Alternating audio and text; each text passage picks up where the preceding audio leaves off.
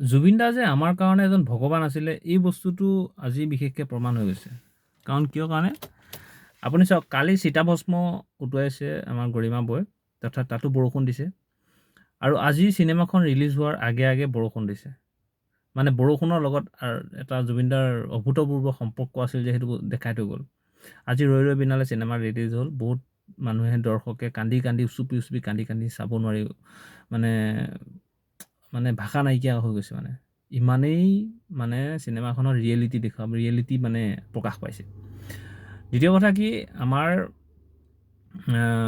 জুবিনদাৰ যিখন চিনেমা আজি ৰিলিজ হ'ল, সেইখন চিনেমাক লৈ বহুতে দেখা গৈছে যে স্ক্ৰীন ৰেকৰ্ড পাইৰেচি কৰিব ট্ৰাই কৰিছে।